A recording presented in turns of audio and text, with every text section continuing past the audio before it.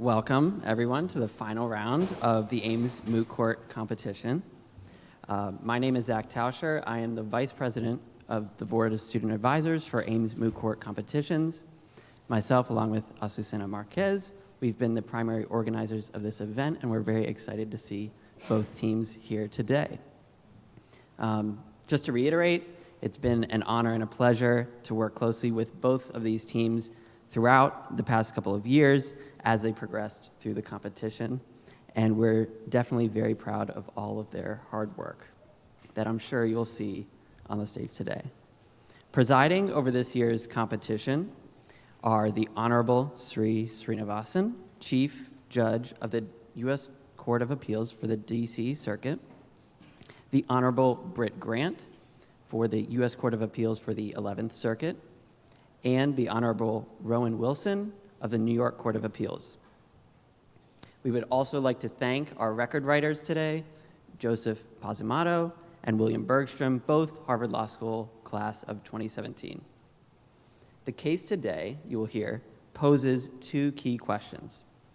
First, whether federal common law exclusively governs claims seeking redress for injuries allegedly caused by the effect of interstate greenhouse gases, and second, whether a federal district court has jurisdiction under 28 U.S.C. Section 1331 over claims seeking redress for injuries allegedly caused by the effect of interstate greenhouse gas emissions, even if they are pleaded under state law. Representing the petitioner this evening is Energon U.S.A, will be the Lani Guinier Memorial Team. They include Daniel Ergas, Gillian Hannas, Emily Hatch, Samantha Neal, oralist, Sierra Polston, oralist, and Natalie Tsang. Representing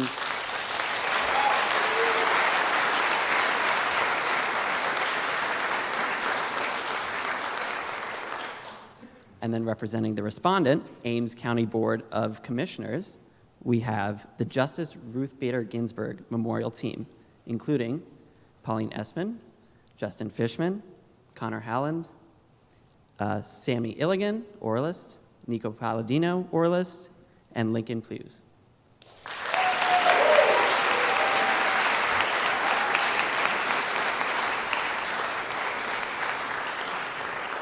And we'll get started in a moment, but before we begin, I'd just like to remind you of a few logistical notes.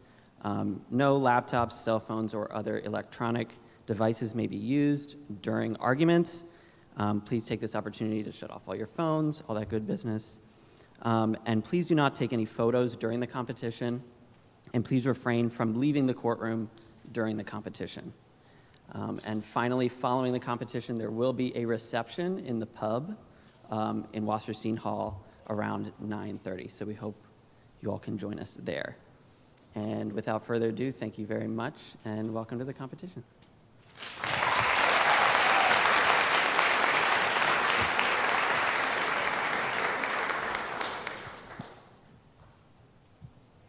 All rise. The Honorable Justices of the Supreme Court of the United States.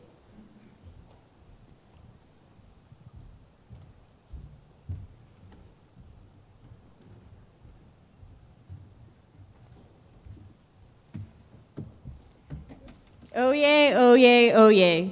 All persons having business before the Honorable, the Supreme Court of the United States are admonished to draw near and give their attention, for the court is now sitting.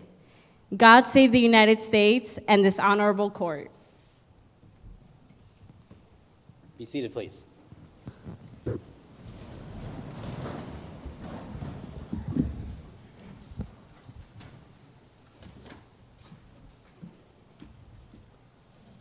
We'll hear argument now in number 22-1435, Energon U.S.A. versus Ames County Board of Commissioners. Petitioner's Counsel, Ms. Neal, please proceed when you're ready.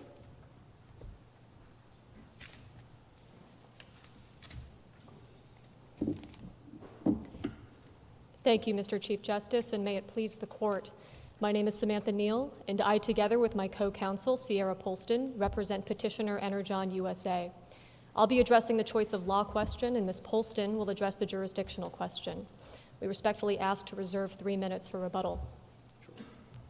An interstate problem requires an interstate solution. In this lawsuit, Ames County seeks to impose its own state tort law on an energy supplier's interstate emissions. Under the county's theory of liability, interstate emissions arising out of the production and use of Energon's petroleum products all around the world contribute to climate change, and the intended climate change-related harms should be redressable in Ames. While climate change is a vast and amorphous problem, this court's precedents are clear. No one state can project its own law beyond its borders. Federal common law therefore governs here for 3 reasons.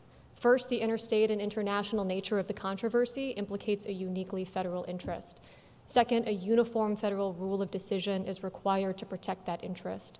Lastly, the Clean Air Act's displacement of a federal common law remedy doesn't authorize states to enter and to regulate in an exclusively federal domain.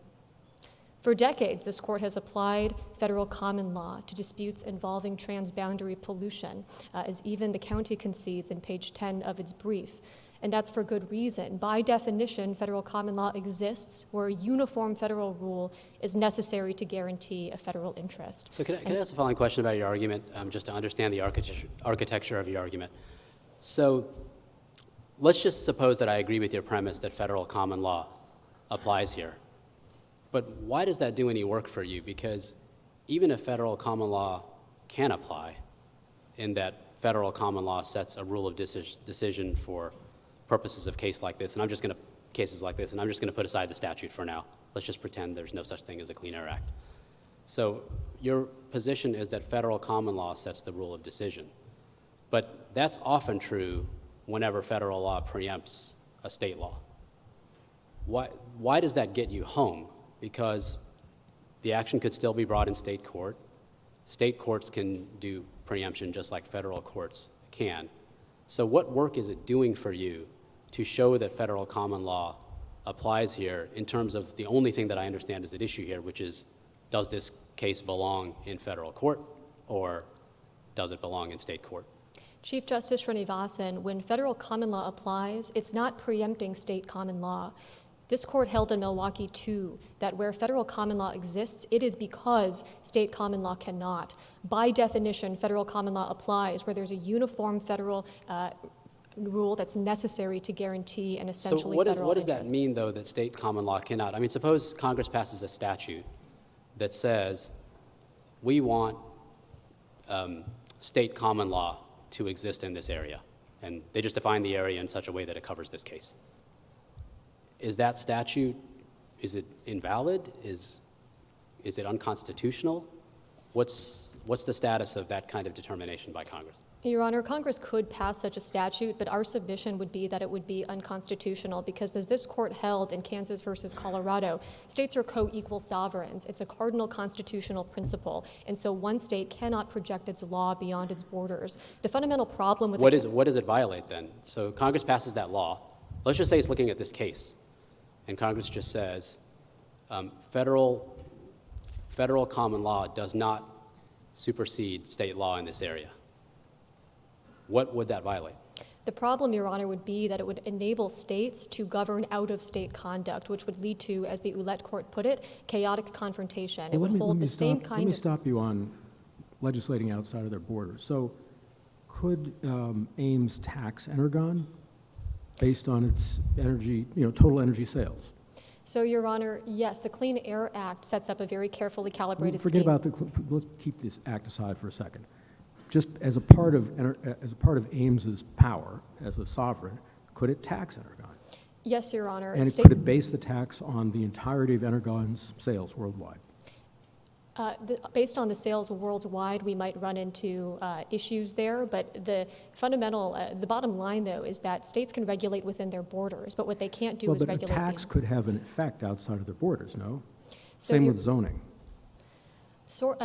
States can tax entities within their borders, even if it results in incidental regulatory effects. That's sort of akin to the Dormant Commerce Clause context. But the difference here is that the county is actually attempting to regulate Energon's out-of-state conduct, because in their complaint, for instance, looking at paragraphs 12 and 13 on page 23 of the record. Well, but suppose the purpose of the tax, as stated by the legislature of Ames, is to affect the out-of-state operations. Is there a problem with that?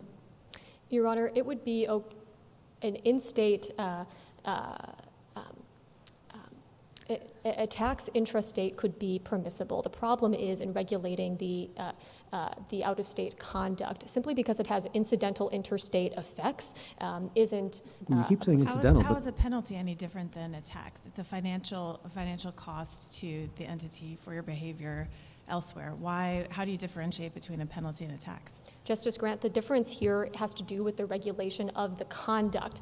The county is trying to regulate Energon's interstate emissions, so it's not limited to just the Ames refinery. Fundamentally, their injury arises out of global climate change. So that is just centuries of greenhouse gas accumulation causing the injury that Ames feels. And then moreover, looking at paragraphs 12 and 13 of the complaint on page 23 of the record. They describe the nature of their injury as arising out of two forms of conduct. So one, Energon's petroleum production, and two, the use of Energon's petroleum products all around the world. Now, the use point is particularly important because Energon is a petroleum supplier, and so its petroleum products only emit greenhouse gases to the extent that they are burned. And so fundamentally here, the county is trying to regulate conduct that occurs out of state. This isn't an in-state claim. Well, that sort of suggests they don't have a cause of action because they're not actually burning the fuels that cause the emissions, but that's a different question, isn't it? Your Honor, it's not a different question. It's the way that the county pleaded their complaint. They're attempting to hold Energon liable for its interstate emissions, but that is a result that's been barred by this court time and time again. For instance, in Ouellette, this court dealt with a case in which a Vermont homeowner tried to hold liable an out-of-state source in New York. And in that decision, the court said that the homeowner could not apply Vermont law to regulate an out-of-state source. Yeah, but we and so said that we could apply the state law of New York. Correct, Your Right. Honor. You can always apply the law of the source state. But here, they're not just trying to apply the law of the source state to the conduct that occurs within Ames. The fundamental difference here is they're trying to regulate Energon's interstate conduct. What if they limited their claims to just the emissions that happened within Ames? It sounds like under your argument that would be okay. Your Honor, that would be a closer case, but the reason why we still don't think that claim would be cognizable is because there's no source state for climate change. The county would run into insuperable traceability problems. As this court noted in American Electric Power, the very nature of greenhouse gases is that they mix globally in the atmosphere, such that, as this court held, emissions from China could contribute more to an injury felt in New York. Why isn't that just a causation? I mean, you may be right that there's some complicated traceability issues with global warming, but that just seems like a causation problem. So it's not that the suit isn't cognizable. It's just that they're going to have a hard time winning at the end of the day because it's hard to prove traceability. Yes, Your Honor. The reason why that would be an issue is because the forest fires, flooding, and extreme weather patterns that constitute Ames County's injury would exist with or without the conduct in state. Fundamentally, because they're seeking to mitigate the effects of global climate change in this case, this has to do with the regulation of interstate conduct. And so because there is no source state for climate change, they would run into insuperable traceability problems. Why couldn't you just have an expert witness who would calculate, and certainly they would have one too, who would calculate the relative impact of the emissions from within Ames on the problem of global climate change? Your Honor, if science advanced to the point where we could trace the emission of one particular molecule from a stationary source in Ames to the discrete injury felt, we submit that that would be a closer case, but we're just not there yet. And so because the forest fires, flooding, and weather patterns that Ames feels would exist with or without the refinery in Ames, simply they run into problems here. But furthermore, the very question that this court granted cert on page 2 of the record, is whether the county can redress an injury caused by interstate emissions. So to the extent that they're trying to reframe the nature of their injury as one that arises out of intrastate conduct, that simply answers a different question than the one presented here. Then can I get back to my question of, suppose Congress wants to allow the suit, wants to allow this theory of recovery, and you're saying that Congress constitutionally can't do that. What is the constitutional, what's the clause? What's the constitutional prohibition that prevents Congress from authorizing this exact suit? So the full faith and credit clause has to do with the particular rights and obligations of states, but beyond that, this court has interpreted the structural nature of the Constitution as basically authorizing a horizontal federalism type model, such that states are co-equal sovereigns. One state can apply its law beyond its borders, and there are good practical reasons for that too. This court in Clearfield held that a uniform rule is required when the same kind of conduct would be held to duplicative standards of liability in multiple different states. Then the need for a uniform federal rule is plain. And here that's precisely the case, because Energon's interstate emissions, if we were to authorize the county's theory, would then be held to suit by 49 other state standards, and that's a problem. So the real question here is what happens in the wake of displacement. In American Electric Power, this court displaced a federal common law remedy. But that doesn't alter the inherent constitutional vesting of the subject matter in federal common law. Here's what we said at the end, and what the Supreme Court, well, I guess what we said at the end of the opinion in AEP. In light of our holding that the Clean Air Act displaces federal common law, the availability vel non of a state lawsuit depends, inter alia, on the preemptive effect of the federal act. That sounds like it's directly contrary to your argument, because this court presupposed that even though there was a Clean Air Act, state law still could subsist, just depending on the preemptive force of the federal act. But your argument is different, because your argument is, I don't care about the preemptive effect of the federal act. There just can't be state law, period. Doesn't your argument seem in tension with exactly what we said? Your Honor, the court cites to Ouellette in making that proposition. And so the sorts of claims that this court left open were intrastate claims. So claims that arise out of a defendant's conduct in state. And so, for example, the Bell versus Cheswick case that we cite on page 4 of our reply brief is an example of the kind of state common law suits that are preserved in the wake of the Clean Air Act. There was an in-state power plant that was directly emitting ash and other coal contaminants onto plaintiff's property. And there, because the discrete in-state conduct gave rise to the discrete in-state injury, the court found that that claim was able to proceed. Let's say the plant was directly over the state border, and it had a forceful set of ash emissions that looped and landed over on the state line. What's the answer then? Your Honor, that fact pattern is precisely what happened in the Georgia versus Tennessee copper case back in 1907. And in that case, the court found that federal common law applied because it was a transboundary pollution dispute, and so too here.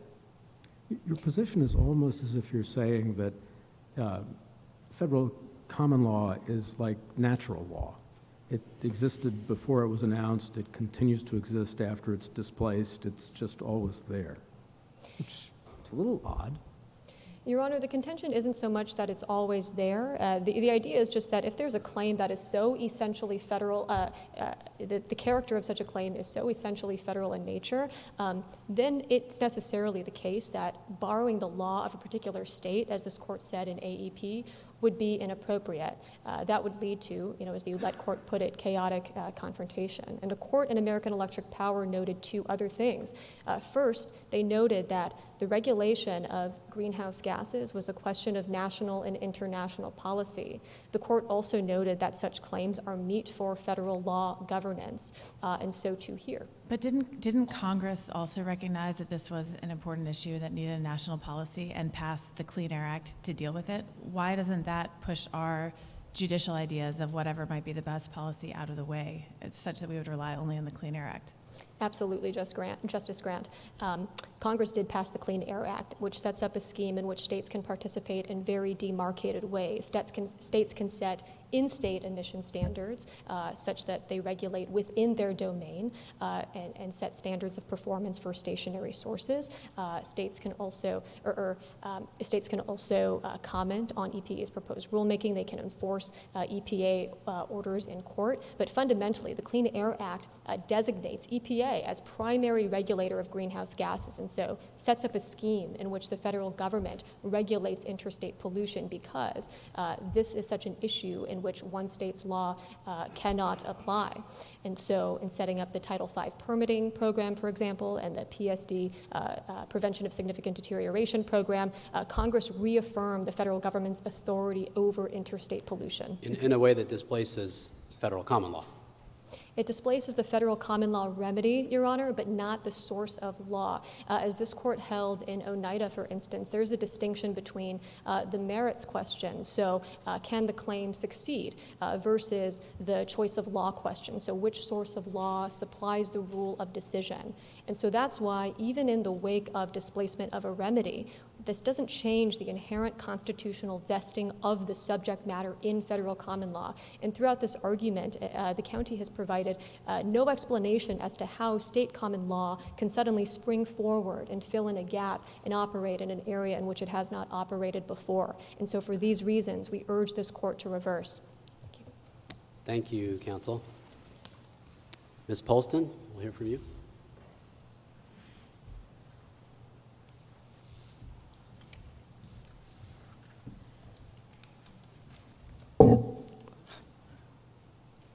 Please proceed. Thank you, Mr. Chief Justice, and may it please the court. Inherently federal claims can be removed to federal court, even when a plaintiff purports to plead those claims under state law. In its decision below, the Ames Circuit erred in holding that the well-pleaded complaint rule barred removal of Ames County's inherently federal claim. Under the well-pleaded complaint rule, a case is ordinarily not removable to federal court unless a federal question appears on the face of the plaintiff's properly pleaded complaint. But when the plaintiff pleads an inherently federal claim, that claim necessarily raises a federal question and provides a basis for removal. Can you tell me the daylight between the results of your colleague's argument and this one? If she's successful in convincing us that the common law governs, then does that decide your issue too, or are there different things that we need to look at? Well, Justice Grant, we believe that if federal common law exclusively governs, then it necessarily provides a basis for removal. So if we are successful on issue 1, we're also successful on issue 2. But even if this court does not think that federal common law exclusively governs, there are 2 separate bases for removal here, and the first is complete preemption. When a federal statute completely preempts a state law claim, that claim is converted into a federal cause of action that can be removed to federal court. And the Clean Air Act completely preempts state law claims, like the county's, that seek redress for interstate greenhouse gas emissions. So if the Clean Air Act completely preempts those claims, then why do you need us to think that common law governs the issue in the first place? Justice Grant, those are 2 independent arguments. So if federal common law does exclusively govern, then the Clean Air Act, then by definition, there would be no state law for a court to apply. And so the Clean Air Act wouldn't completely preempt any remaining state law claims because there would be no state law claims. But if this court does not... Can you just do the opposite and say if the Clean Air Act governs, then it completely preempts state law, so you don't have to ask whether federal common law displaces state law, or is there a preordained order in which we have to consider this, or do both arguments work to dislodge the other one? Not necessarily, Chief Justice Srinivasan. There's no preordained order, just if federal common law exclusively governs, that's its own independent basis for removal. But even if this court does not agree that federal common law exclusively governs, the Clean Air Act completely preempts state law claims on its own, and so that would be another basis for removal. But it doesn't completely preempt all state law claims, right? We've talked about how intrastate conduct can lead to state tort law claims related to air pollution still, correct? Yes, that's correct, Justice Grant. So our contention is that the Clean Air Act completely preempts state law claims that seek redress for interstate greenhouse gas emissions, but it wouldn't preempt state law claims that seek redress for intrastate emissions. So we can't get that straight out of AEP, right? The holding in AEP about displacement is a lot narrower. That's correct. So where do we get the broader preemption Well, or just displacement? the displacement, Justice Wilson? Sure, I'll start there. Well, in Milwaukee, too, this court held that the Clean Water Act displaces the remedy under common law, federal common law. So the Clean Air Act is a nearly identical statute to the Clean Water Act, and so that holding would necessarily apply here.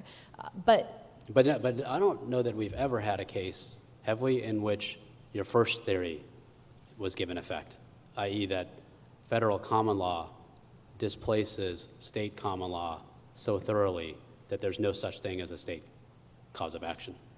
Well, Chief Justice Srinivasan, our contention is that in Oneida, this court recognized federal jurisdiction over a federal claim governed. But I don't know why Oneida and Milwaukee in those cases work for you respectfully, because in those situations, it was arising under jurisdiction, and the question was whether a plaintiff who wanted to be in federal court gets to stay in federal court. This is the opposite, because this is a plaintiff who wants to be in state court, and the question is whether, even though they want to be in state court, they have to come to federal court. I mean, if they wanted to have arising under jurisdiction, they probably could have pled a federal common law cause of action and cited federal common law as the rule of decision, or if it's displaced by the Clean Air Act, then the Clean Air Act. They could have done that, but they didn't. And neither Oneida nor Milwaukee or any of those cases involves this situation in which the plaintiff actually would rather be in state court. Well, Chief Justice Srinivasan, when a plaintiff has a choice of state law and federal law, then of course the plaintiff can choose to plead a state law claim. Right. But by the very nature of federal common law, it governs where state law cannot. And so the plaintiff just simply has no choice of pleading a state law claim here. By definition— I don't know why that, I guess you're making it sound as if that's organically true. And I don't know why that has to be the case. You could definitely understand a situation in which there is a state common law cause of action, and there's also a federal common law cause of action. They can coexist. Or do you think that's just a null set? Do you think that's just impossible? That's correct, Chief Justice Srinivasan. Our contention is that federal common law, when federal common law exclusively governs the claim, as this court held that it did in Milwaukee 1, that means that state law cannot also govern. Why is that conceptually true? Because can you not envision a situation in which there's a state law cause of action, but then the question becomes, okay, what's the rule of decision for that? And then the court looks at it, whether it's a state court or a federal court looks at it. Suppose you get in federal court because of diversity jurisdiction or something like that, but either court looks at it and says, oh, actually federal common law controls in this area, so federal common law sets the rule of decision. But it's still a state law cause of action, so that it could have been brought in state court. Well, we think there are certainly claims where there can be state common law and federal common law. So in Boyle, for example, this court recognized federal common law governed the defendant's affirmative defense. But when federal common law supplies the rule of decision for the plaintiff's prima facie case, that would be a claim that federal common law exclusively governs, and the plaintiff, in setting out its complaint, has no choice but to plead a claim that is necessarily governed by federal common law. And can I just ask I'm sorry to keep pressing on this, one follow-up question. So why is, then federal common law sounds to me like it's even superior to federal statutory law, because it happens all the time, I suppose, where there's a state cause of action. Somebody brings an action in state court, and they seek relief under state law. And then someone says, wait a minute, that's preempted by federal law. There's actually a federal statute that controls in this area. That sets the rule of decision. That doesn't mean that suit can't proceed in state court. It does. It's just that whatever the federal law is that does the preempting now sets the rule of decision. And that, I think, could happen with the federal statute, that the federal statute preempts state common law, so then the federal statute sets the rule of decision. But that doesn't mean you automatically get that suit can only proceed in federal court. It can still go forward in state court, but it's just that federal law supplies the rule of decision. Why doesn't federal common law apply in exactly the same way? Or am I just wrong in that premise? I might be wrong. Two responses, Yeah. Chief Justice Srinivasan. So the first response is that when federal common law exclusively governs, it's not simply a defense like preemption would be. The claim itself, the actual elements of the county's public nuisance claim would each have to be decided under federal common law, whereas with an ordinary preemption defense, that would come up in when the court begins to, after the court goes through the state law elements, and then the defendant would raise the preemption defense. But here, federal common law exclusively governs the county's public nuisance claim, and that's because this court recognized in Milwaukee 1 that when we deal with interstate pollution, federal common law necessarily supplies the rule of decision. And that's consistent with the very nature of federal common law because by definition, federal common law governs But federal common law would still govern. You'd still have uniformity, you'd still have the same rule of decision. It's just that it would be a state court that would be applying federal common law. Or does that, just like a state court can apply a federal statute? Well, a state court could apply federal common law. We don't contest that. The problem for the county is that Congress has given defendants the option of removing cases when there's a federal question. And so because there's inherently a federal question here, no matter how the county decides to plead its complaint, that means that Energon can exercise its right to remove the case to federal court. And that makes sense because by definition, federal common law governs in areas of unique federal interests that are committed by the Constitution or the laws of the United States to federal control. So given those unique federal interests, it makes no sense to allow a plaintiff to avoid federal jurisdiction along with the reach of federal common law simply by choosing to plead a claim under state law even though federal common law exclusively governs. One thing I'm having trouble with is figuring out how you're defining the bounds of federal common law, how you figure out what federal common law had to be. For instance, you've said causes of action are not allowed under federal common law for interstate pollution, but they still are for intrastate. Where are you getting that rule from? Constitutional principles, from somewhere else, from the sense of the courts that one is a multi-state problem, the other is not? How are you defining those bounds? Well, I guess there are two, Justice Grant, there are two ways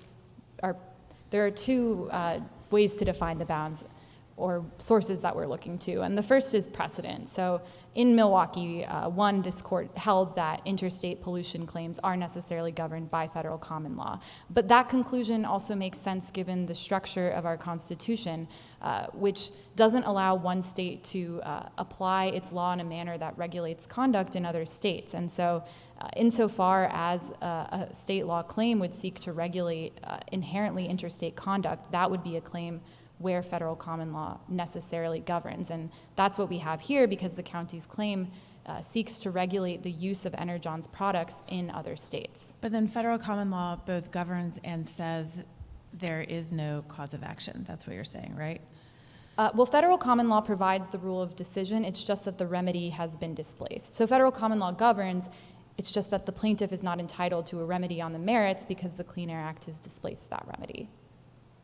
And at that point, what's the difference between that argument and complete preemption? Because the way I understand complete preemption to work is that there's no state cause of action. So therefore, even though somebody brought a state cause of action, they really were saying bringing a federal cause of action because that's the only thing that can be brought. It sounds to me like your argument about federal common law totally displacing state law to the extent that there's no state cause of action, the only thing that can be sought is a federal common law remedy. That just sounds like complete preemption. Well, Chief Justice Srinivasan, we don't think that complete preemption and removal based on federal common law are inherently contradictory because, as you point out, both theories allow removal of inherently federal claims that are pleaded under state law. Yeah, I don't think they're contradictory. I just don't understand what the one is adding to the other one because it just sounds to me that they're both just saying complete preemption. Aren't they just the same argument or no?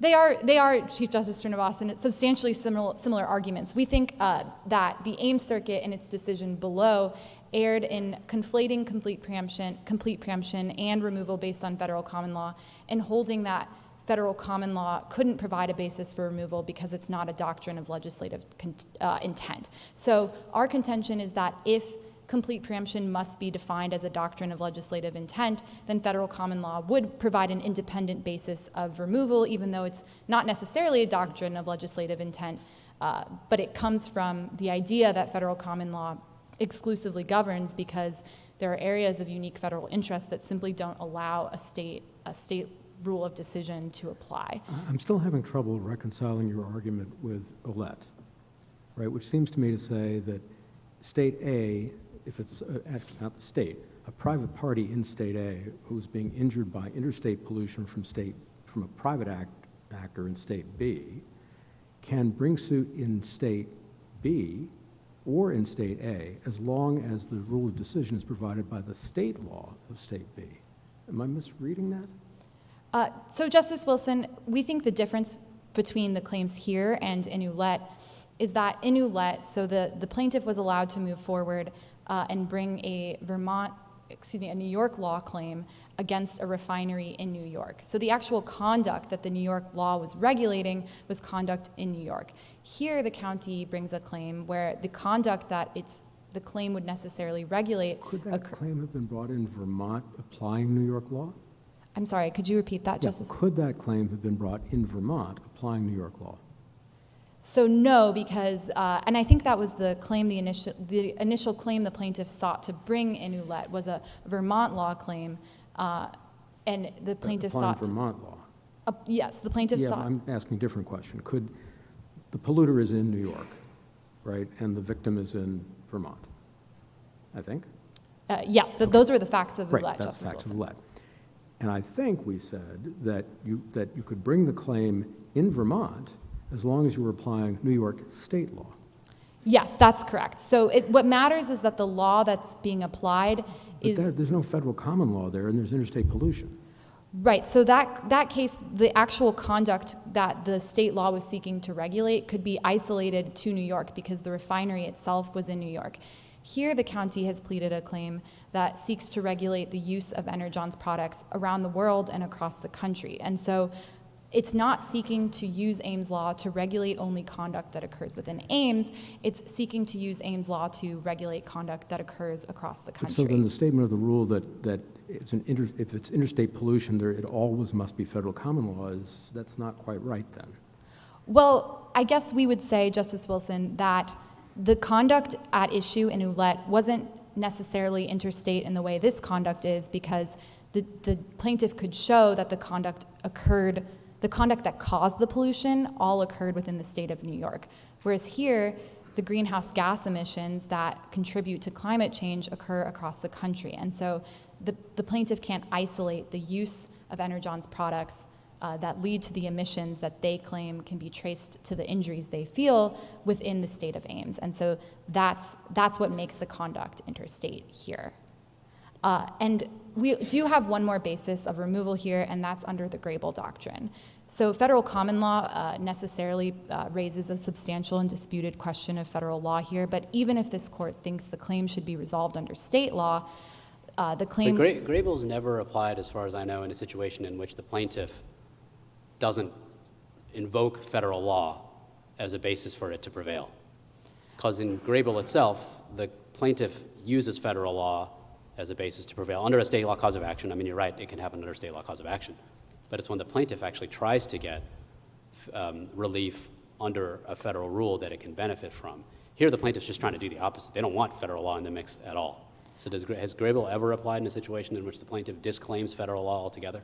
May I respond? Yes. Okay. So in Grable itself, the claim was a quiet title action, and the federal rule that was necessarily raised there was a notice requirement. And so the law itself was a state law claim, and the plaintiff didn't necessarily invoke the notice requirement, but the court couldn't avoid that federal rule in resolving the claim. And here, in resolving the county's claim under state law, a court necessarily has to determine whether Energon's conduct is reasonable. And a court would have to do so, or in doing so, a court would be forced to consider EPA regulations, which necessarily set greenhouse gas emissions at a reasonable level. And so for that reason, there's a basis of jurisdiction under Grable, and we ask this court to reverse the decision below. Thank you. Thank you, Ms. Polston. We'll hear from respondents now. Mr. Paladino.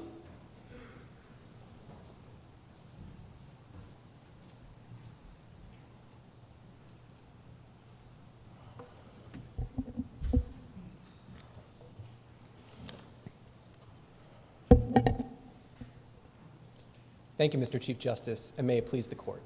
My name is Nikolas Paladino, and I, along with my co-counsel, Ms. Samantha Ilagan, represent the respondent, the Ames County Board of Commissioners. I will be discussing the issue of federal common law, and my co-counsel will be discussing the issue of removal. Energon seeks to revive a displaced federal common law to remove this suit to federal court. That is an impossible task for 3 reasons. The first is that upon displacement, federal common law can no longer exclude state common law. When Congress enacted the Clean Air Act, it expressly permitted the states to impose their own requirements above those of the Act.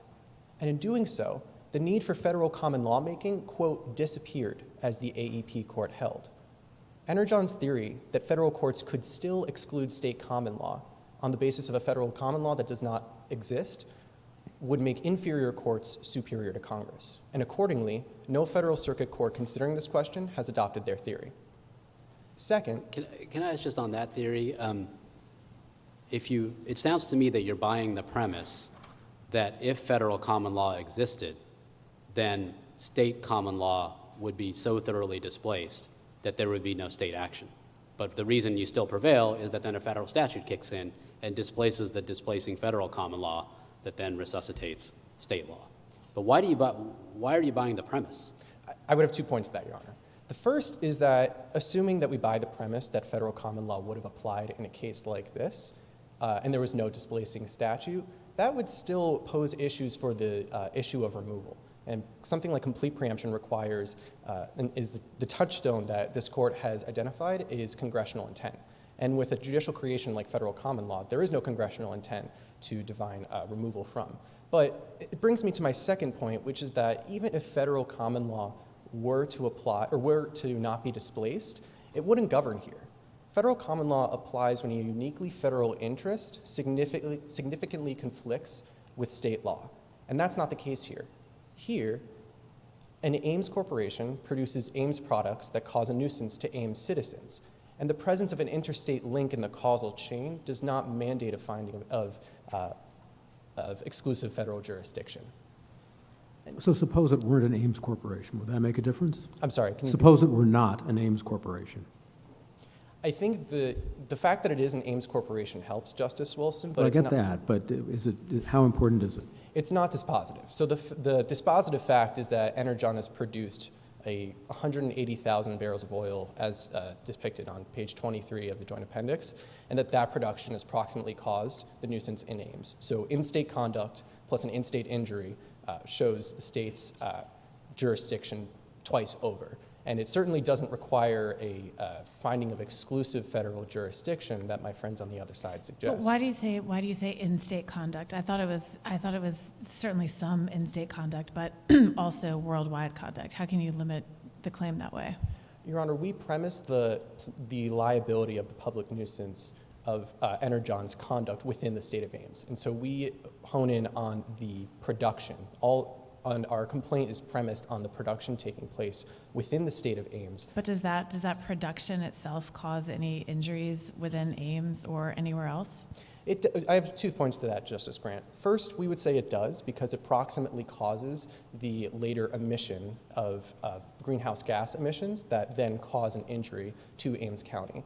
But second, that sort of merits determination about whether Energon's conduct has proximately caused the nuisance at play is just that, a merits determination. And that's different than the jurisdictional determination before this court over whether a displaced federal common law can still come back and operate jurisdictionally. And indeed, this court in AEP did not leave any indication that that was true. It said that in addressing the state nuisance claims in that suit, that the preemptive effect of the federal act was the next question to consider. And it mentioned nothing about the federal common law that my friends on the other side depend on in order to premise removal. But certainly there has to be some line that we could draw at this early of a phase with proximate cause, right? I see what you're saying, but you could take it further. If you wanted to hold someone liable for intentional tort that they used their car and they could only use their car because they had the gas and et cetera, et cetera, et cetera. Surely that wouldn't fly. So don't we have some ability as a court to look at these allegations at the very start and determine whether the injury is proximately caused by the conduct that you're complaining of? So I have 2 points to that, Justice Grant. The first is that by happenstance, the Clean Air Act does explicitly preempt nuisance, any state claims premised on motor vehicles. So in that specific hypothetical— I don't think you want us to rely only on what the Clean Air Act does, though. No, Your Honor. But secondly, this court in International Paper Company versus Willett provided guideposts as to which state's common law should apply in in the instance in which there are multiple states at play in the case of an interstate pollution scenario. And in that case, it wasn't the case that the federal common law, which was held for the Clean Water Act, at least in Milwaukee 2, was displaced. It wasn't the case that that federal common law still existed and could still jurisdictionally wipe out the claims of the Vermonters in that case, but rather that there was one state common law that should apply. And furthermore, that choice of law determination goes to show that state common law still survives both the presence of federal common law and the Clean Air Act. And I would also emphasize that tort theory has always allowed states to redress harms that arise and occur within their borders. And to be clear, we agree that Energon produces and thus pollutes in many states. But the fact that a tortfeasor has committed many torts across multiple states does not mean that any such state is powerless to react. Are all those states able to react? I would say, under our theory of production, in the instance in which a state is able to identify in-state conduct that has led to a public nuisance, that those states would be able to sue. Well, what about Energon's sale, let's say, in some other state? I think it would depend on the individual facts of the hypothetical, Justice Wilson, and perhaps minute sales would be... We sell 1 million barrels of oil to California. Certainly, and in that case, that still hinges on the production of 1 million barrels to California, and if it's produced within the state of Ames, for instance, Ames common law could still apply because the conduct... No, my question is, could you bring a suit in California under California law to attack that? I think that's a tougher question. That's why I asked. Yes, that is a tougher question. I would say that there is a possibility based off of Ouellette's instruction on emissions that a parallel rule could be drawn with regard to suing an emitter for their in-state conduct. What about so you have a misrepresentation theory too? Yes, Your Honor. And suppose that Energon just does TV ads in every state. Then does that mean that every state has the misrepresentation on its television screens, because the advertisements are being sent everywhere, the print in the newspaper, then every state can bring an action? I think in that case, Chief Justice Srinivasan, that the issue of causation would probably counsel against any state common law actually applying. But you just said, I think, and understandably so, that causation goes to the merits ultimately. And yes, Your Honor. It may ultimately go to the merits, but in terms of whether any state could actually sue in its own courts for a violation of its own laws, that's just a question at the threshold of whether the state can sue. And if under the misrepresentation idea that, well, there's newspaper ads here, there's television commercials here, it sounds to me like you would say that all 50 states could have their own individual suits against Energon for violations of their own individual laws. I would say that, Your Honor, the basis of in-state conduct allowing for jurisdiction in each of those cases in any of those states wouldn't be destroyed by the previous example of federal common law. So yes, they could involve the bringing of a suit in each state in which an ad is run, but it certainly doesn't mean that an interstate interest or interstate or international implication is thus requiring that all states are powerless to react. And so that border case of minute in-state conduct that might lead to a public nuisance in very small part could be grounds for some sort of nuisance suit, but the question before this court is whether federal common law can provide the exclusive basis, having already been displaced. But it seems like the reason that federal common law might supply the unique basis, the uniform basis, is precisely to avoid a situation in which all 50 states could sue the same company and impose upon it wildly different standards of conduct. That's true, Your Honor, but I would have 2 points to that. The first is that by nature of being a large company and operating in many different states, Energon inherently exposes itself to the tort liability of each state in which it performs in-state conduct. But second, there's a distinction between the idea that one state's common law should control, so the choice of law determination that Ouellette figured, versus the jurisdictional determination that federal common law could operate even after this court has deemed it displaced by Congress's own statutory enactments. And that's the case before this court. I can feel you hesitating before saying that 50 states could bring tort suits related to misrepresentation, but Isn't that case a pretty easy one to say? Because certainly different states have different standards of misrepresentation. I suspect that companies are subjected to those suits all the time. And you can look at conduct that happened in the state and sort that out pretty easily. But to me, it's much harder once you're trying to look at the effects of greenhouse gases. You don't know which molecules went over the state. You have to look at which, it's a much more interstate problem.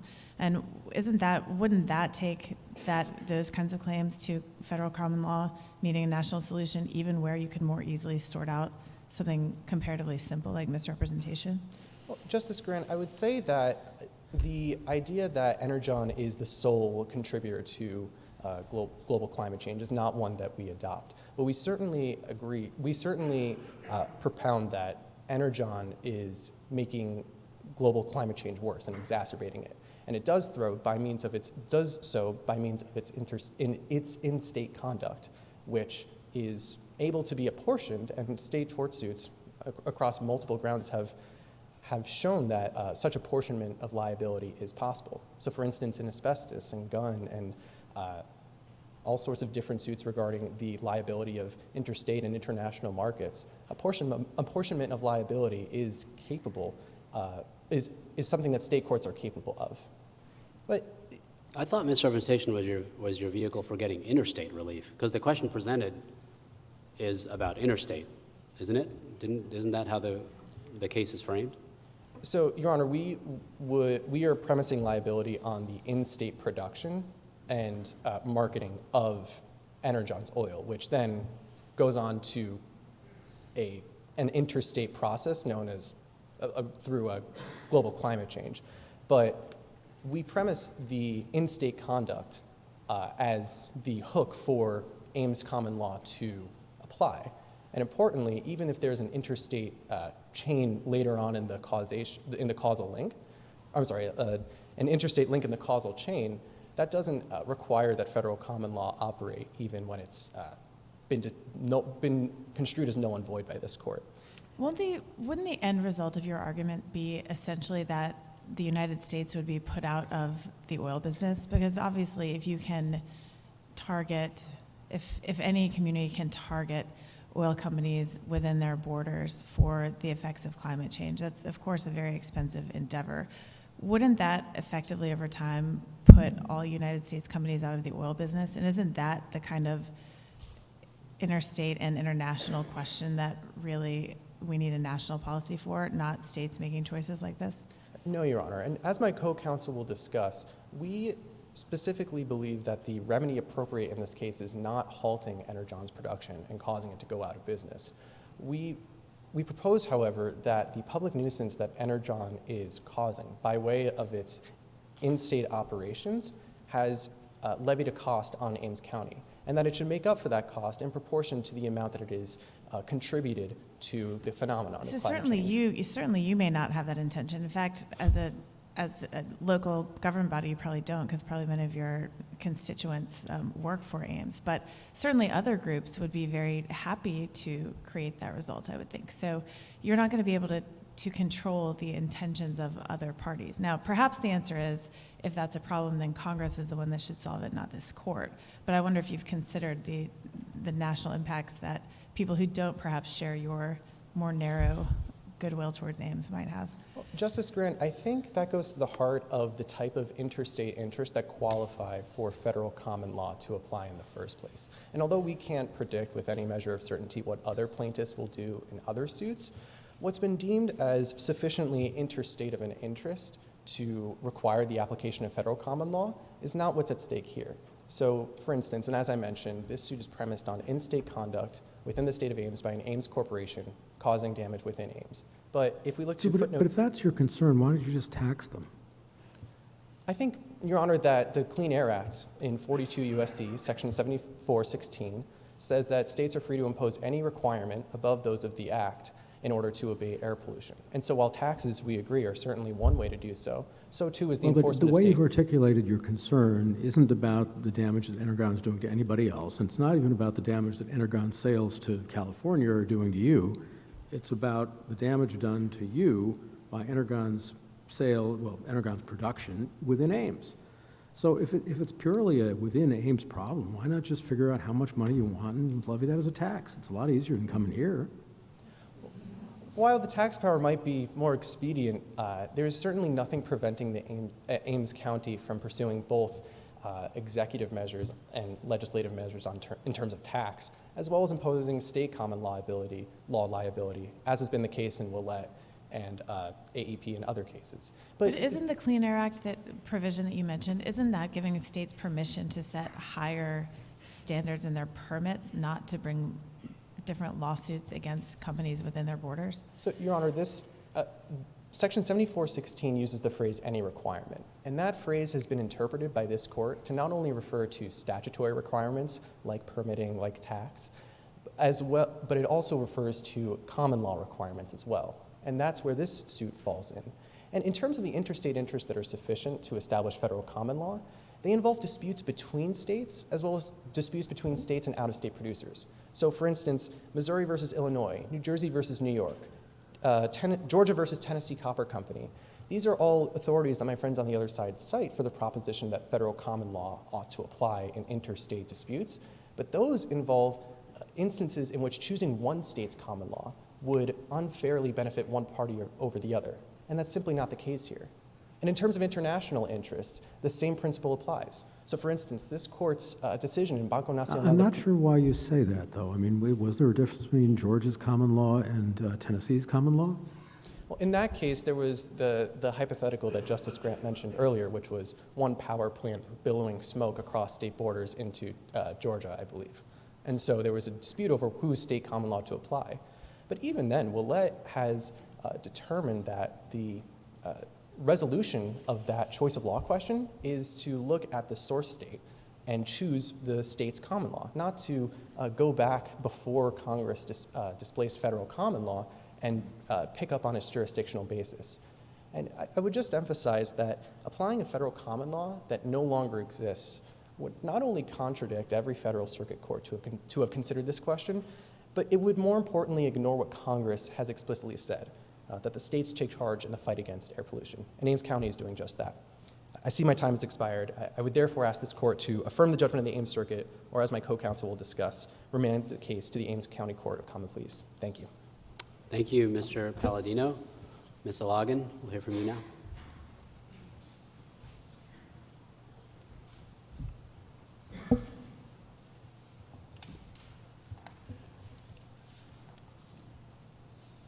Thank you, Mr. Chief Justice, and may it please the court. When a county brings a claim for in-state conduct contributing to greenhouse gas emissions pleaded solely under state law, that suit is not removable to federal court for 3 reasons. Because the county lacks standing to bring its claim in federal court, because the Clean Air Act does not completely preempt the county's claim, and because none of Grable jurisdiction's 4 requirements is met by that claim. First, the county lacks standing to bring its suit in federal court. Under Article 3, a political subdivision of a state, such as Ames County, can't bring a parents' patriae suit in federal court. Therefore, this case should be remanded to Ames State Court. Second, the Clean Air Act does not completely preempt the county's claim. This court has found complete preemption by a statute in only 3 circumstances, none of which is at issue here. And the text and purpose of the CAA also weigh against a finding of complete preemption. And third, none of Grable jurisdiction's requirements is met here.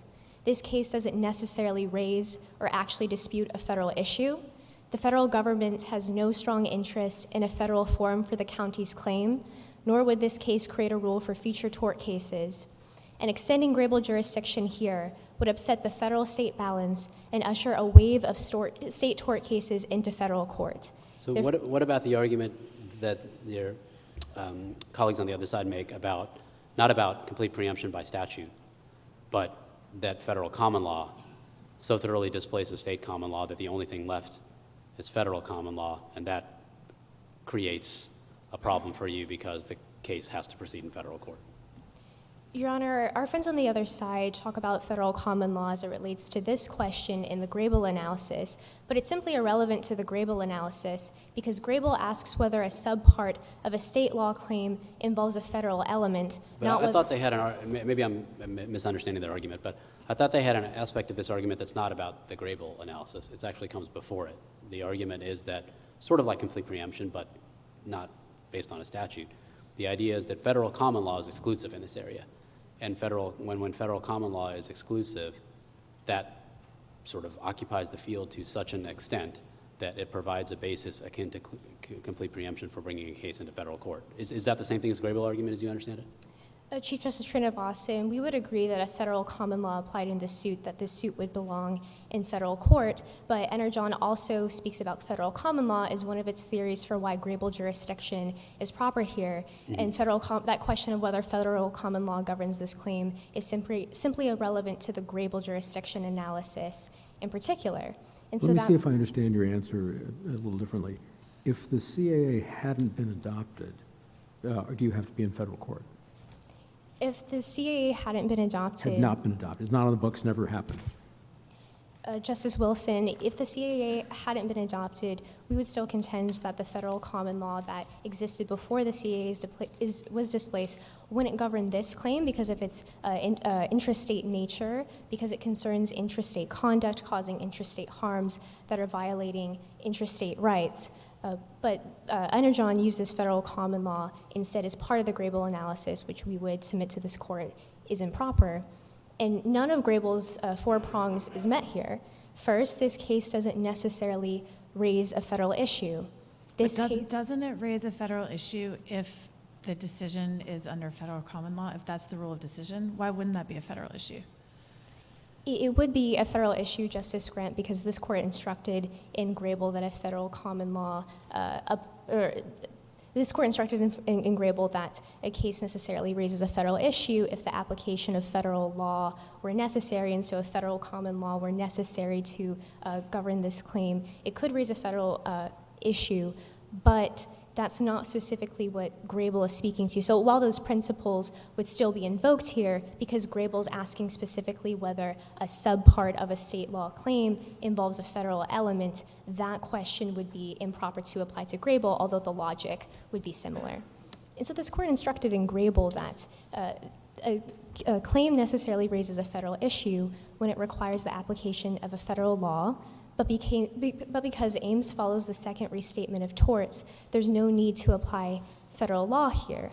And there's no federal law or regulation that the county alleges that Energon's violating with its conduct. And Energon itself doesn't point to any federal law or regulation that it could be said to be violating. And instead, Energon advances a collateral attack theory, alleging that this claim in some way collaterally attacks the EPA's balancing decisions. But that collateral attack theory has been rejected by numerous circuits, including the 1st, 4th, and 10th circuits. And in the cases that Energon cites to support its position, the plaintiffs were challenging specific agency-approved actions, and that's not what the county's seeking to do here. And this case also doesn't actually dispute a federal issue, because in applying the second restatement of torts to this case, the financial burden test applies. And that test asks whether the harms that the tortfeasor is causing are serious, and whether the tortfeasor could continue that conduct while compensating for those harms. Because the idea is that that conduct is unreasonable if they're not compensating for those harms, and they could be. And that doesn't involve any look to a federal law, regulation, or statute, or to the EPA's balancing determinations. It simply requires a look to the harms that have been wrought within Ames and how they interfere with Ames' public rights. It seems like it's inherently related to the balancing under the CAA. It seems like it's basically doing the same thing, but you don't think so? No, Your Honor. Energon's contending that the EPA's balancing determinations in particular would be violated here or collaterally attacked in some way. And again, there's no specific EPA provision that they point to.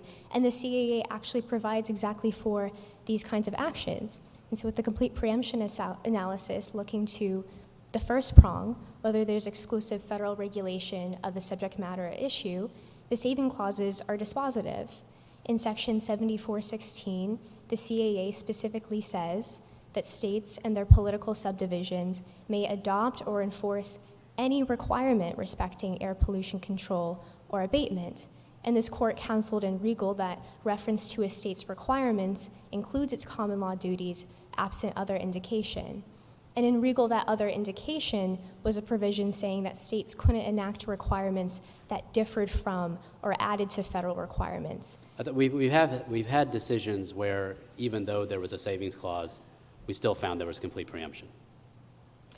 It's true, Your Honor, in Aetna, for instance, that there was a savings clause in that case, found Section 502 of ERISA to be completely preemptive. But in that case, the savings clause wasn't directed at that provision in issue, Section 502, whereas here, the savings clause is directed at the entirety of the CAA. It says that nothing in this chapter shall preclude the states and political subdivisions to enact those requirements, and chapters referring to 42 U.S.C. Chapter 85, which is simply the entirety of the Clean Air Act. And there's also another savings clause in this case, Section 7604E, which talks about the rights of people defined to include political subdivisions. But I think that the petitioner's argument is that the proper reading of the savings clause is territorially limited, and that the problem here is that this suit, in some form, purports to regulate the conduct not of Ames, but of other states. Your Honor, this suit doesn't purport to regulate the conduct of other states. It's a tort suit for public nuisance in which the county is simply saying that if Energon is producing in a way that leads to these reasonably foreseeable emissions that are causing damage within Ames and violating Ames state rights, that it ought to be compensating for that harm. And it's asking for monetary damages and abatement because it would like to restore those public rights by rebuilding the roads and bridges within Ames. It has nothing to do with conduct in other states in particular. Well, some of the oil that is produced in Ames is sent to other states. Is that right? That's correct, Your Honor. And it's on the basis of that Ames production that you're claiming an injury. Well, it's true, Your Honor, that this production leads to reasonably foreseeable emissions that are in Ames, but in other states. The last thing I was going to say is that, and the emissions that are from that production, some of those emissions are occurring in other states. And in that sense, you're seeking to impose liability for emissions that are occurring in other states that may not have, done what the CAA allows them to do and raise the emission standards. The county's not seeking to impose liability for those emissions. It's seeking to impose liability for the production, which has led to those emissions. But even so, in Virginia Uranium, Justice Ginsburg in concurrence instructed that a state can enforce requirements against entities upstream, even if in those cases there were downstream effects that would land in federally occupied fields. So just because this case may involve interstate elements further down the causal chain, it doesn't mean that the counties can't seek to regulate Energon in upstream. Does that start to depend even on things like whether Ames tort law establishes joint and several liability? Because, for instance, could Ames be held solely responsible for the entirety of the damages from global climate change? Your Honor, the county's not seeking to hold Energon liable for the entirety of the damage, but it's seeking to hold Energon liable for its share that it's contributed to that damage. That may not be what your tort law provides for, but in some states there would be joint and several liability. So the tortfeasor, if they were the only one who was available to pay the damages, would be responsible for the entirety. Wouldn't that create a pretty big federal problem brought about by international conduct? Your Honor, I think that would be a question of tort law for state courts to decide who would be competent to apply its own tort law and figure out those questions of what share should the producer in those cases be responsible for, and they could look to elements such as how much the producer is producing. Here, for instance, it might be relevant that Energon's the 7th largest producer in the world and would likely be thought to be contributing in a significant way to that climate change, and it's not going to be held liable for the entirety of climate change when it's producing only very little because it's contributing to climate change in a significant way. And turning to the second prong of the complete preemption analysis, whether there's a substitute cause of action, the CAA's citizen suit provisions don't provide a substitute cause of action for what the county is seeking to do here. They allow for private actions challenging the EPA's rules, as well as for review of petitions to undertake new rulemaking, but that's not what the county is seeking to do here, and it doesn't vindicate a similar interest to the county's suit. Because again, the county is seeking to hold a tortfeasor liable under state tort law, and it's not seeking to change the EPA rules with which it must comply. And the county doesn't allege that Energon violates any EPA rule. It's simply saying that it can produce in the way that it is. It doesn't ask for an injunction. It doesn't ask to halt Energon's production. It doesn't even ask to reduce Energon's production. It's simply saying that while it's producing in this way, that it needs to be compensating for those harms so that these public rights can be restored. And in the first instance, the county doesn't even have standing to bring this claim in federal court because this claim is a parens patriae claim. Under Article 3, a government can sue on behalf of its residents when it articulates an interest apart from the interest of particular private parties. And it can assert a quasi-sovereign interest in the well-being of its residents. And the county's doing that here because it alleges only a violation of Ames public rights and seeks to abate the nuisance that's violating those public rights. It's not asking for any relief because of injuries to the county, qua county? Like county facilities or something like that that's independent from vindicating its citizenry's public rights? Although those damages are relevant to this claim, Chief Justice Srinivasan, the county's not suing for injury to itself. It's not suing for damage to its own property. And in a property damage suit, like Your Honor is referring to, likely there would be a quantification of the compensation by looking to the diminution in the value of the property. But instead, the county seeking monetary damages, here that would be sufficient to restore the public rights at issue. So the county certainly could have brought one of those claims, such as a private nuisance claim or a trespass claim in recognition of the damage that's been done to its property, but it chose not to do that. And that's why in other similar cases, the standing issue was never litigated, because in those cases, there were numerous other causes of action, such as private nuisance and trespass, and so those political subdivisions otherwise had standing to bring the rest of their claims in federal court. And because the county doesn't have standing to bring this claim in federal court, we would ask this court to remand the case to state court, and courts of appeals have remanded to state court for lack of Article 3 standing, in recognition of the fact that the plaintiff tried to bring the claim in the proper forum. And here, Ames County chose to bring a state law claim in a state court and made its best efforts to bring the claim in the proper forum. And because Energon's the party that's removed to federal court, we would submit that remand to state court would be proper here.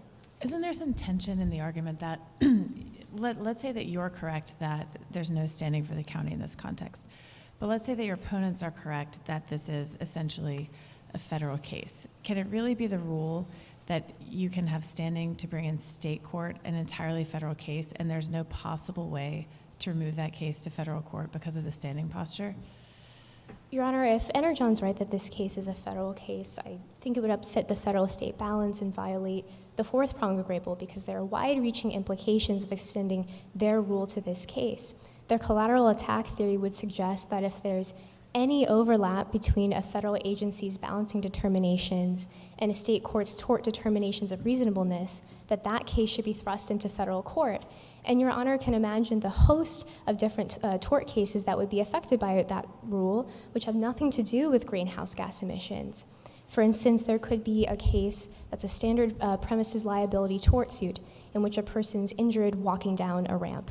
And that could be said to, in some way, collaterally attack the DOJ's Civil Rights Division's balancing determinations because they promulgate ADA regulations. And then that standard tort case would be thrust into federal court. And so there are wide-reaching implications of granting federal jurisdiction in this case. Can I ask a following hypothetical? So suppose after Milwaukee 1's decided just as we know it's decided. And then after Milwaukee 1, this kind of suit happens. It's brought in state court, and it's seeking relief for the same conduct that was at issue in Milwaukee 1. Could the defendant remove?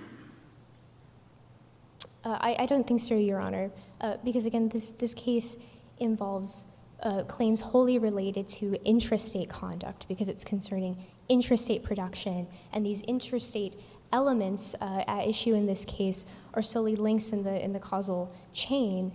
And again, this court has counseled that state claims aren't preempted simply because there are interstate downstream effects of those claims. So let me ask you something a little offbeat that I'm uncomfortable with, and maybe you can make me more comfortable.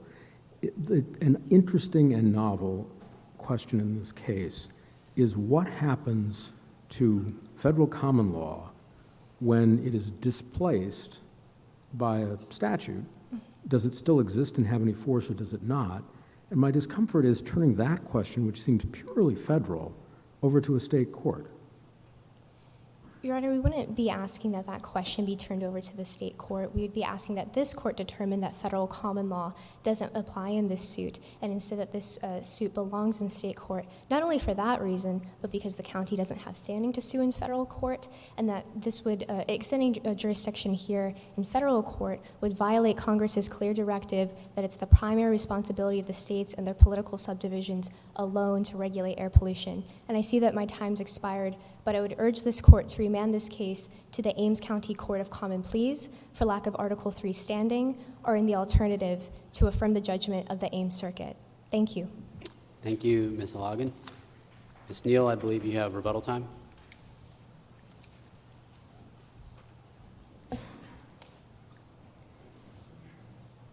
May it please the court. I'd like to make two primary points on rebuttal. The first is that throughout this case, the county attempts to reframe the nature of their injury as one arising purely out of intrastate production. But that answers a different question than the one presented in this case. On page 2 of the record, the question this court granted cert on was whether their injuries could be redressed through state tort law, injuries that arise out of interstate emissions. As Justice Grant noted in her colloquy with my friend on the other side, when we're dealing with a problem of this magnitude, global climate change, necessarily we're dealing with interstate emissions.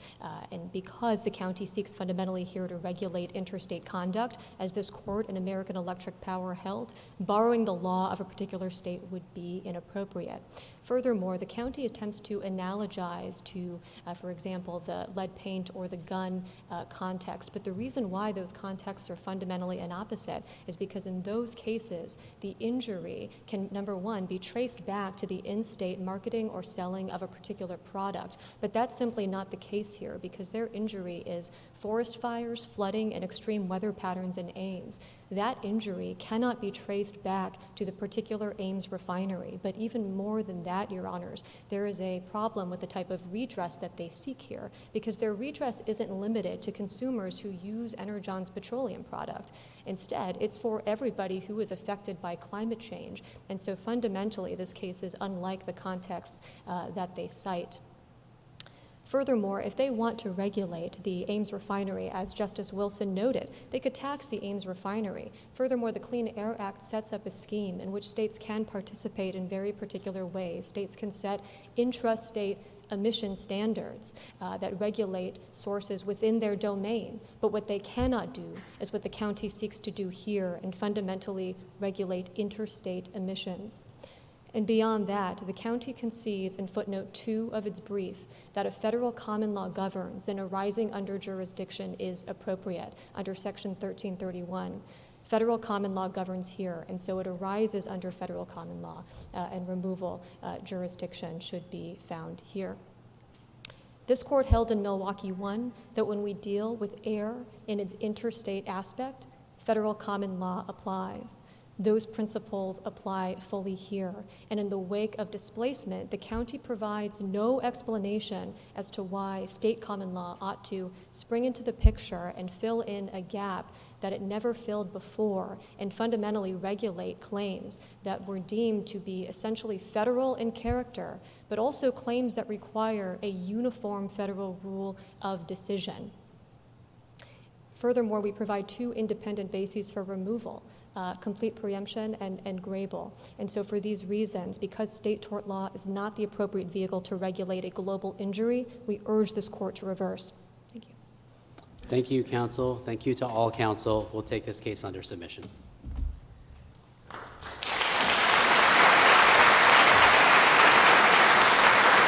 All rise.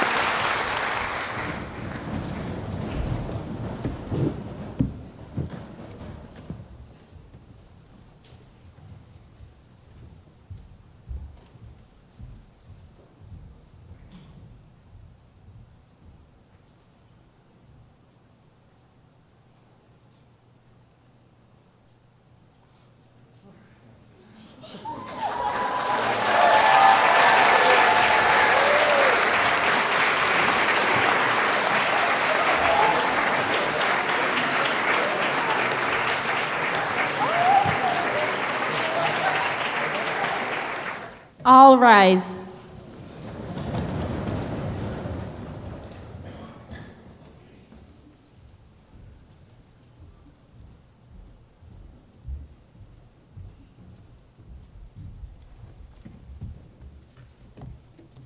Please be seated.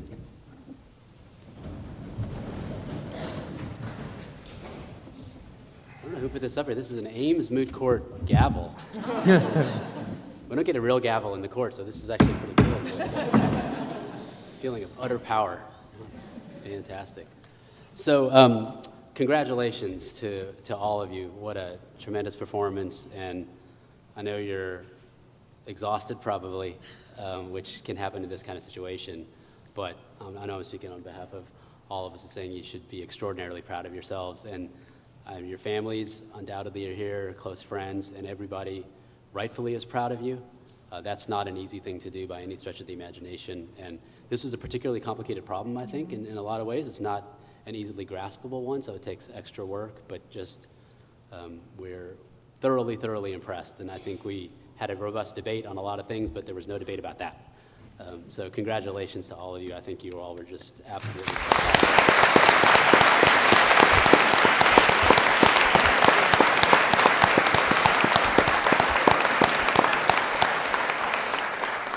And we'll give some general feedback and then announce the results that we came to after some deliberations.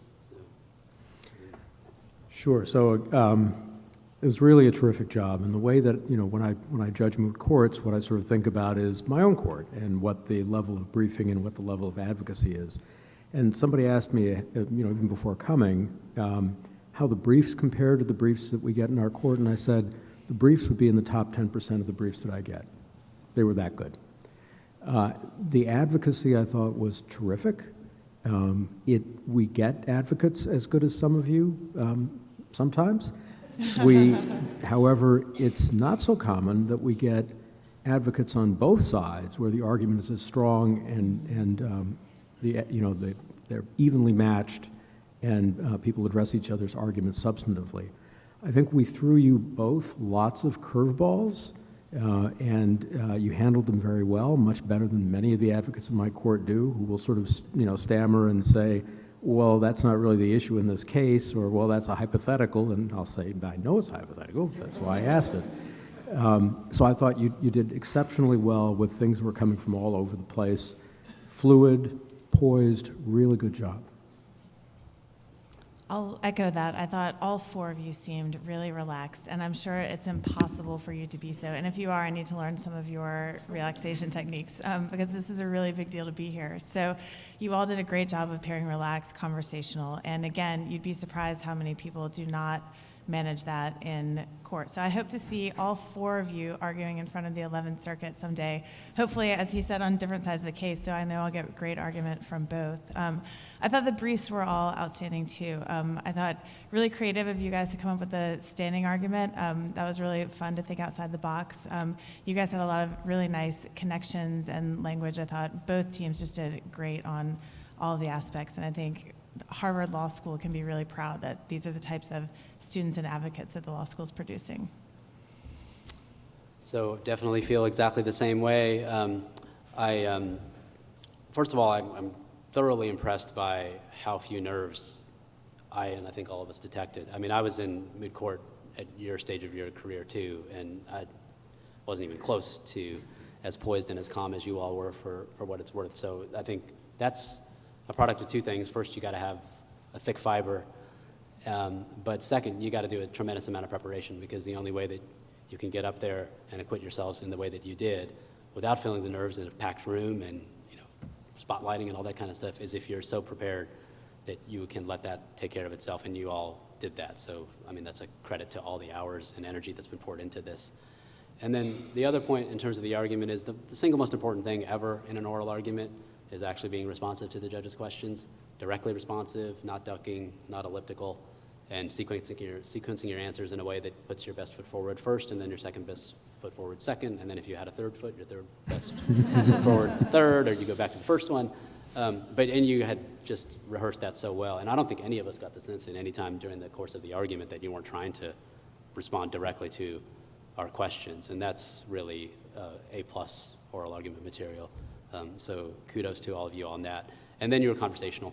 I mean, to the extent you can be in this kind of stylized setting, you really were conversational, even saw a few smiles here and there, and some facial expressions, all of which, which is good. And I think, we did ask some off-the-ball questions, and I think, frankly, I think we were probably, at least I was probably even betraying some confusion at certain times, and you guys did not give the kind of the side-eye thing. So credit to you all on all that. I mean, you just were thoroughly impressive. And I hope at the end of this, what a long road this has been for you all. And I hope at the end of this, you can really relax with us and others and celebrate what an incredible job you all have done and what a terrific accomplishment this has been. Okay, so then we will announce the results that we came to, and this was the product of a lot of deliberation, and we went back and forth, and I think the moral of the story, everybody says this, of course, but it's definitely true. It was very, very, very close, and there were sort of data points in both directions on all the criteria. So don't anybody walk away feeling you did anything other than impress us to the nines, because you all did. The three categories that we've been asked to resolve are best oralist, best brief, and best overall team. And the best oralist is Samantha Neal.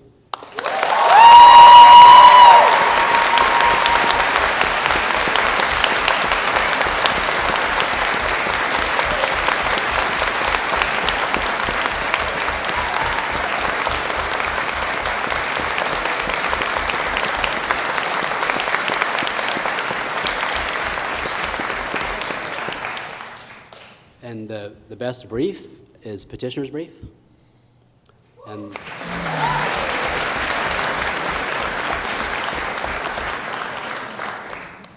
And best team overall is Petitioner, the Lani Guinier Memorial Team.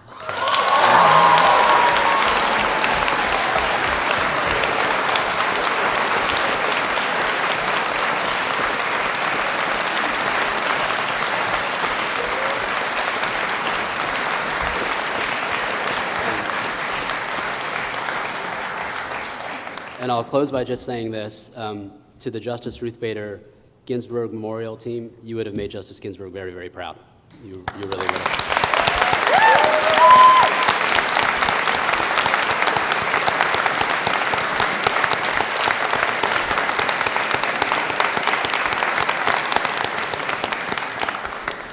So congratulations to everyone. And